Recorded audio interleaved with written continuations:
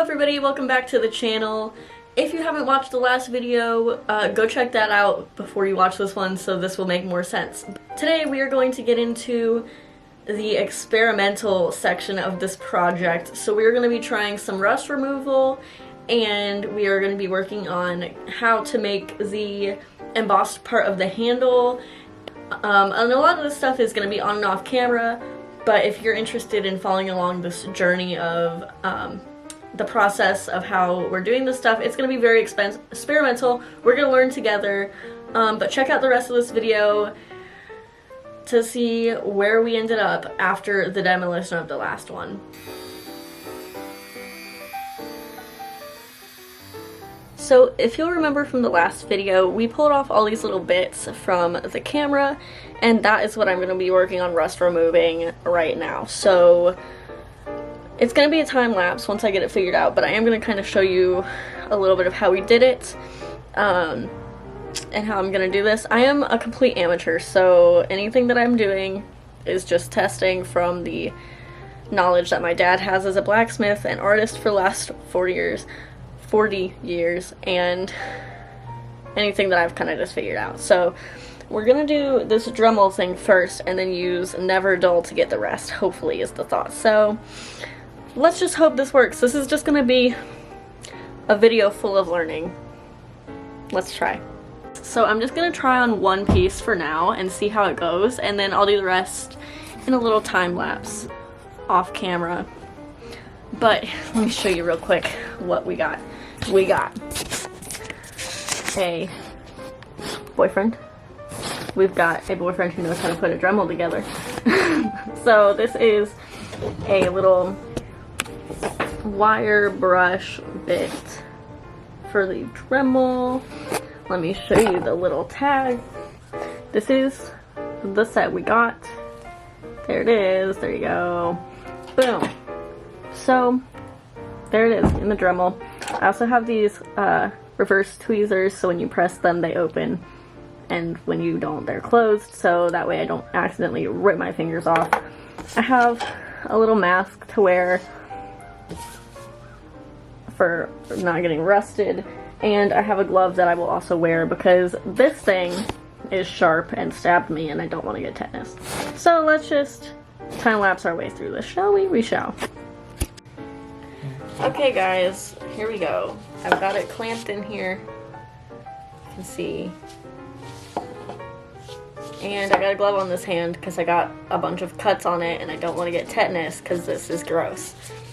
So here we go. And then you can also put, well, never mind.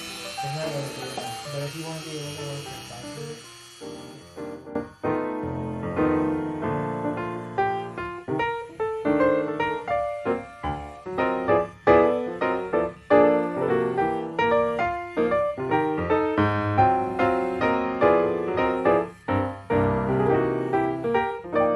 Okay, let me update you here. There we go. As you can see, it used to be black. You can see it better on the front. You can see right here where some of the rust has come off. Hello, we can focus again, please. Here we go. You can see here the rust has come off right there. And yeah, so we're just gonna do that for a little while and see how much of this we can get off. I did not know it was gonna be black under there. It makes sense though. So yeah, here we go. We'll just keep going a little bit. And that's the goal. It's just to get back down to that black color. The back is not proving to be as good of a job, but actually it looks more silver / blackish on camera than it does in real life. But yeah, that's what we got going. So we'll just continue on like that. Cool. So as you can see here, this is 4 times speed, but we're about to bump up to 8 times. There it is. But basically you can just see I used the Dremel and I continued to sand off the rust, and this isn't all the rust removal we're gonna do. There's some preventative measures we're gonna take as well, But yeah, this is just sped up, and this is the process I used for all of the other facets that I did. But this was the first one, and this is the one that I recorded. So I'm about to show you an up close of what it looks like finished. The inside of that can probably still use some work. I did hand this off to my boyfriend to look at because I was so into it that I just couldn't tell. So yeah, there it is in all its glory. And that's what I did for all of the pieces of metal on this camera. That exact process. So if you want to do it, that's what you gotta do. Just Dremel away, baby.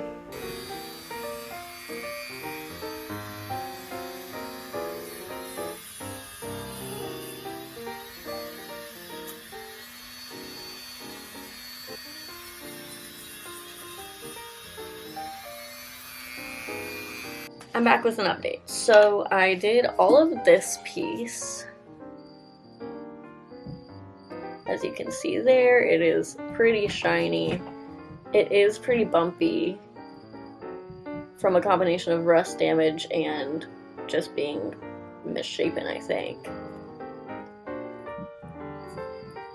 So there's that piece. And then I went ahead and started on the logo. So there it is. Very shiny. I did not get all of the all the paint off, but it is smooth and level. It feels very cool. But there's that. And there is the back. And I don't know if you can see it, but yeah, you can. On the M in film, on the third line down, and between the I and L, there's some rust damage. And it's not really coming off. So it's just gonna live there forever, I suppose. But that's how that looks. And now I'm just gonna start on this little guy. Our shutter that is rusted shut. So here's the before. And we'll come back with an after. So here we are once again, super sped up. This project is taking a very long time. Doing this Dremel process takes a while because you have to be pretty careful. And with this little plate here, it's two parts, so I was trying really hard not to damage anything while still getting the rust off, and it was very difficult to hold on to, so I switched methods a few times. And I just wanted to pop in, and you can see right here the rust coming off really well. But I just wanted to pop in here and say you don't have to wear gloves while doing this, but I did just because I didn't want rust and metal fragments all over my hands. But yeah, it looks really good by the end of it, and that's coming up. It actually started to move, which it was not doing before, so that's pretty exciting.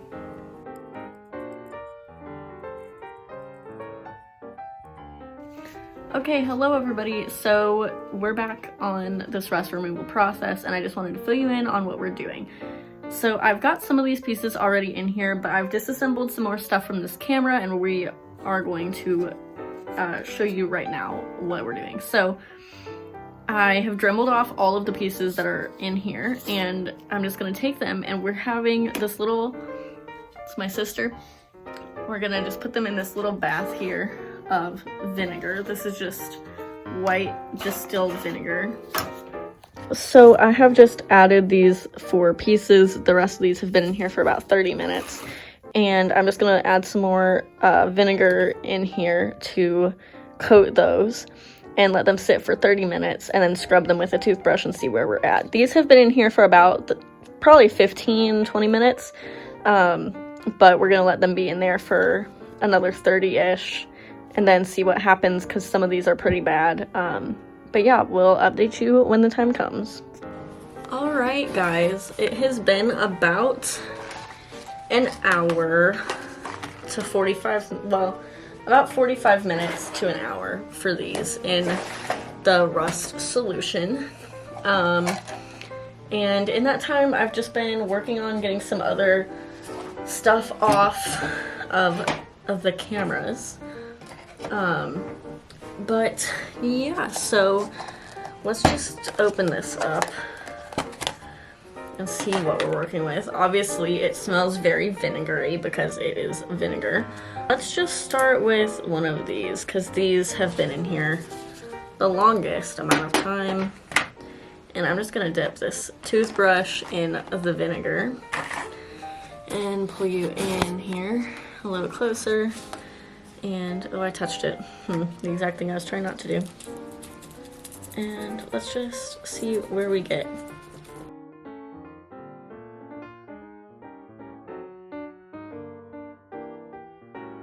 It seems to be working really well on this one.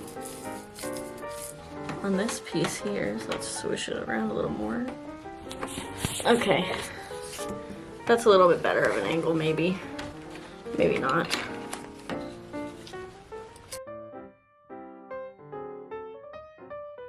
Okay, I think this is definitely doing something. But I don't know how much of this you can actually see. And I also don't know if this is getting off rust or if this is getting off like old paint.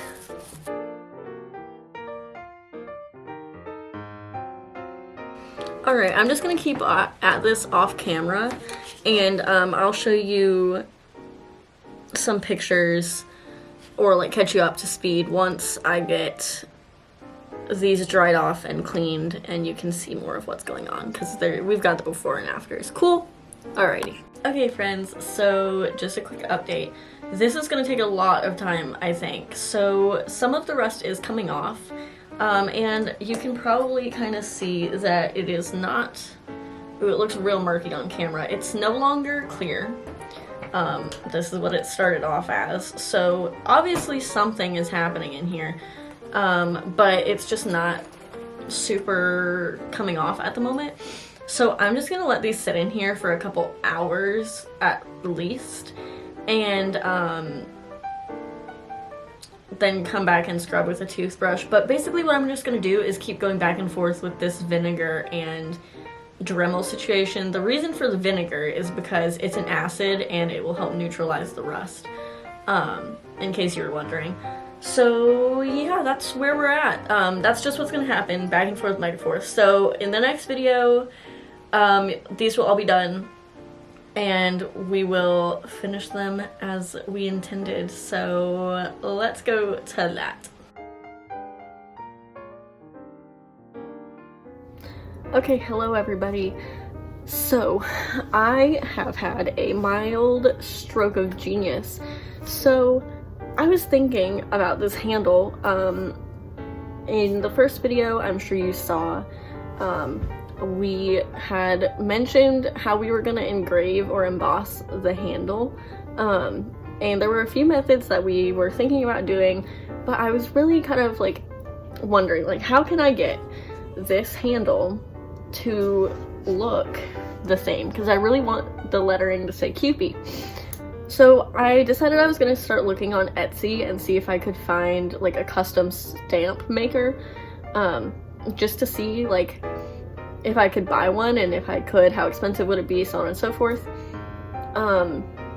And I had a moment of realization where I noticed that a lot of those stamps were 3D printed, and I was like, that's really cool. I wonder if I know anyone with a 3D printer. And then I realized that I live on a college campus and we have 3 3D printers in the basement. So I hopped online real quick and started doing some research on how to 3D model, and I'm just going to show you really quick how I am doing this modeling situation, and then I'm going to go to a class next week and learn how to use the 3D printer, and then we're going to 3D print a stamp so we can emboss this handle. So let me just walk you through really quickly how I did this. Alright, so here you see a Procreate recording. I basically just took this image of the logo, well, of the handle, and traced out all of the lettering and lines that are embossed here. And I did go out and smooth this out later. You can kind of see I just did that there, and filled in all these letters to make a solid image and downloaded that as a PNG with a transparent background. I then took it and uploaded it to this website and made it an SVG file and uploaded it to Tinkercad, where it then made it into a 3D model for me. I didn't have the exact measurements at this time, so I was just kind of testing to see if this would work.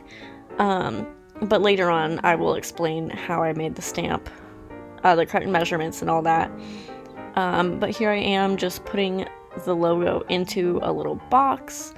I did realize that box was too thick, and I fixed it in a second, but I basically just connected the two pieces by embedding one in the other, and there we go. This is me trying to figure out the size situation, but I figured that out later on, as you'll see, and so I'm just going to show you real quick what it looks like from the top and side views, and let's see where we ended up from here. Okay, hello everybody. So ignore that, I've been trying to change clothes. So I am about to go to my 3D printing lesson. I have some files made, so hopefully she'll let me print those while she's teaching me how to do it. That would be kind of exciting. If not, I'm going to print them tomorrow, but let's go. I'll show you them right now. So this is the full handle model that I made, which I will talk about an explanation about why I made this later on in the video. But this is just what that looks like. This would be the entire handle, and then this is the stamp that I would use if I was going to stamp the leatherette and make a handle out of that, as opposed to 3D printing an entire handle. That'll make more sense in a bit, but this is what the finished STL files are. This is just the 3D printer. This is after it's been printing for a while. But yeah, enjoy.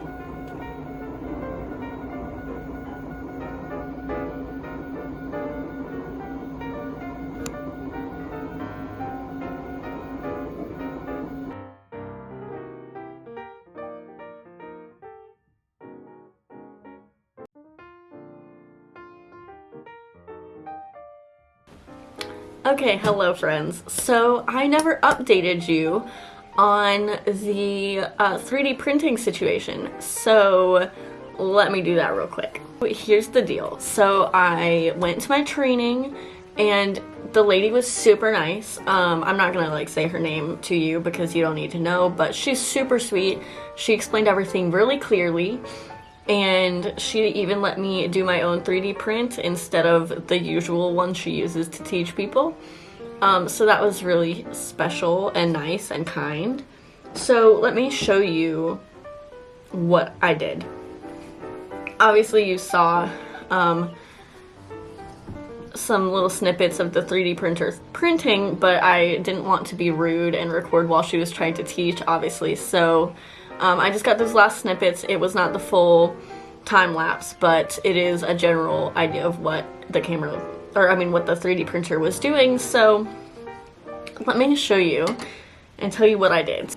So you saw in the clips prior that I had modeled a outline of the logo. So that would have been the that would have been the Kewpie logo you see there, that's embossed, embedded, whatever, into the leather there, so you can kind of see it. So I got a kitty friend. So what I did was, are you gonna come up here? You wanna come up? Hi. She's not normally a lap kitty. This is surprising. Hi. You saw me do that outline, and then I had been on the phone with my dad talking through that project, and he was under the impression that I was going to be 3D printing the entire handle, not that we were going to be stamping the vinyl that we have with the logo. and then cutting out our own handle. So I kind of got inspired by that idea because he is totally on board with the stamp idea. He likes that idea. But I just got inspired and I decided I wanted to try. So I basically followed the same process that I did for the outline, where I went on Procreate, took a picture, traced the picture, and then in real life I took measurements so that I could, when I put this file into Tinkercad, I could give it the exact dimensions. So I just traced the outline of the stamp. You can see or the outline of the handle, so all of this, and then the holes with no logo in it. It's just the outside shape, and it's a filled shape. And then I uploaded that to Tinkercad, and I took the outline of the logo and made it a transparency and embedded it into the shape of the handle so that I could see if the 3D printer was able to accomplish that level of detail and if it was able to print the logo into a handle, because our makerspace does have flexible filaments, and they're also down to order filament for you if you have a request. So I can get them to order a pink or whatever color. I think they have a pink actually, but I can get them to order a flexible filament and make a handle out of that, like from scratch, the entire handle from that if I really want to. But I wanted to see if it would work first. So I ended up combining the two files, the stamp and the handle, so that they could print as one, just to save time. It doesn't really save time, like it's the same amount of time, but it saves me a trip there and back. So let me show you how this turned out. I'll show you the handle first and talk through my issues with it, or my pluses with it. So that's the handle. It's very bumpy, as you can see, and the outline of the logo is not as good as I would have hoped. It looks pretty good from what you can see, but it just is, ow, there's a cat clawing into my foot. It is a little janky. That outline with the P and the I down here is just not quite great. It's just, the P is not fully closed.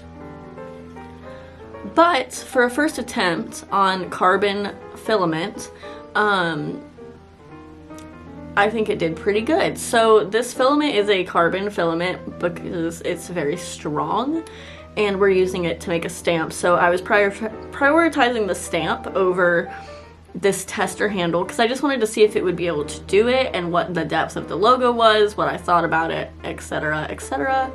But I think that looks pretty cool. It is definitely a contender. One thing that I would do though is Dremel down the top layer, wet sand it, and try and smooth it out because it is not super smooth. As you can see there, it's pretty textured. But not a bad situation going on there. And then for the stamp, let me explain a little bit more about the filament we use. So this filament is called Asa Filament. It's a thermoplastic, a synthetic thermoplastic, as opposed to like PLA that's plant-based. And it's a high impact material that is used to produce more like functional things. So things like car parts or, things for electronics.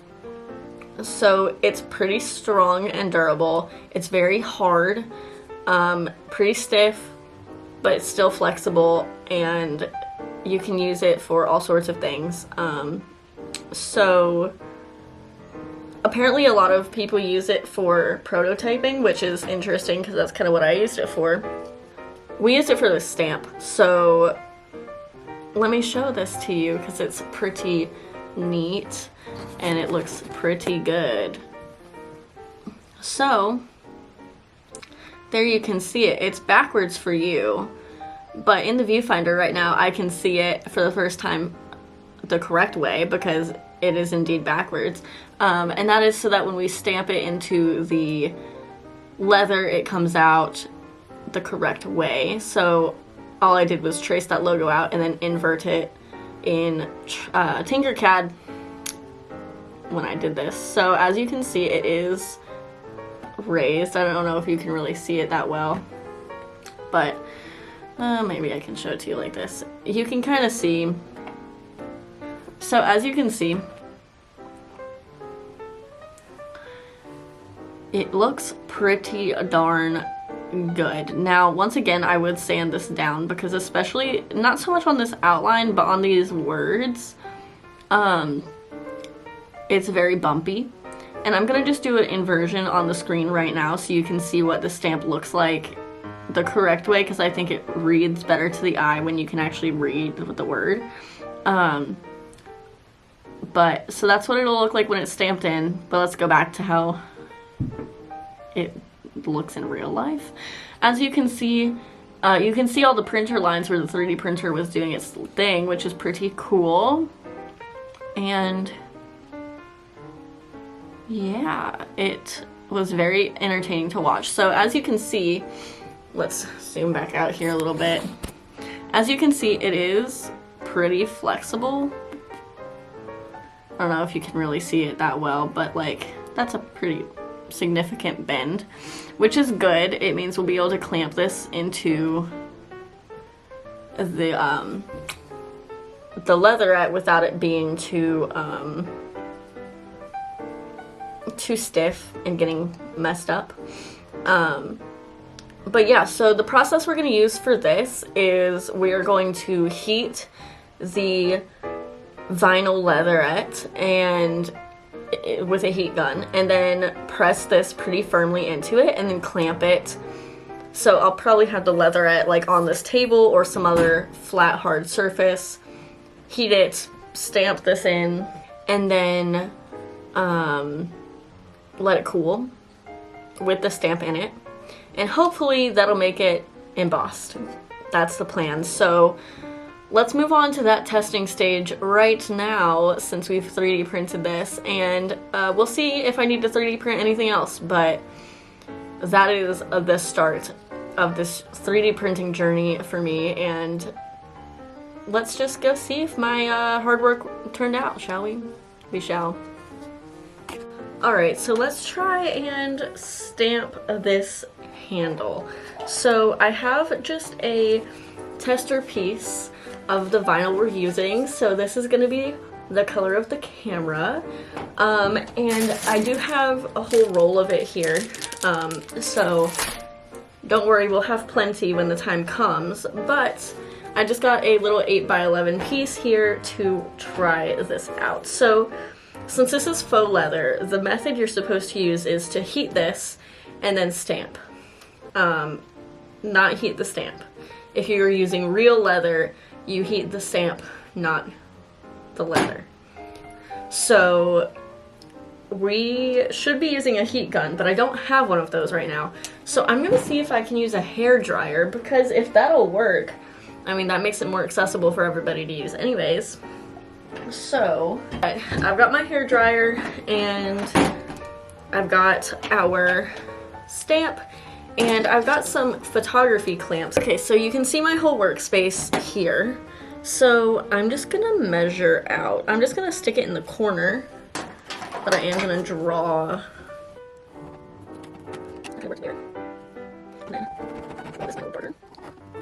Okay, so I have just traced this out because our original handle does fit within the dimensions of this.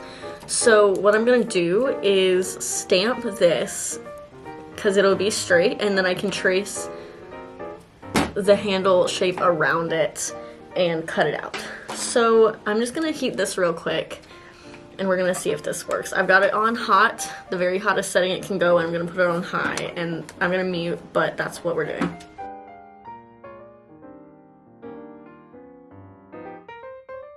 I'm just gonna hold this here, but as you can see, I've just got it clamped to the table, which is also metal, so I'm hoping that kind of helped it heat up some.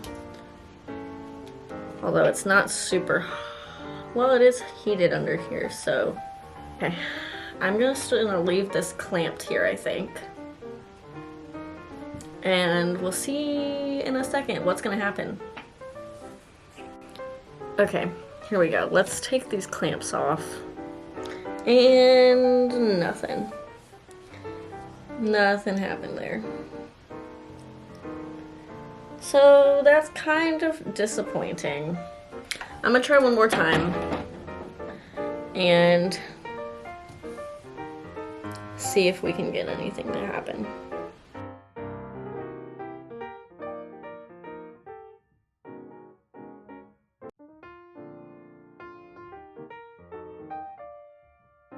Alright, I'm gonna let this fully cool this time and see what we can do. So we'll come back.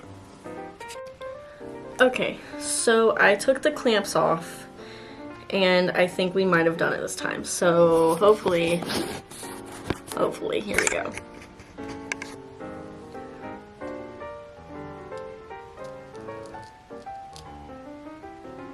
Oh, okay. So certainly not as good as I would hope. Let me see if I can get you in here. You can kind of see it. Kinda. You can see the edge right along there. But the lettering itself is not visible at all. And this side, you can't really see any of it at all. Like, it didn't stamp in on this side. So I think this side was probably a little hotter. So we'll try this again with a heat stamp. Because I think it might work. Like, I don't think that it's necessarily a stamp issue yet. So we'll try it with a heat gun, and if it still doesn't work with a heat gun, then we will assume this is a stamp issue, and I will make the stamp a little deeper. But I also should probably sand this down so that it's smoother, and maybe that would help. But yeah, so that's the first test. Kind of a flop, but we'll check in the next video and see where we can get that situation going. So, not a failure, but not a raging success either. And that's where I'm going to leave off this 3D printing segment. So you'll just have to see the next video and see what the plan ended up being. Alright, let's take it away.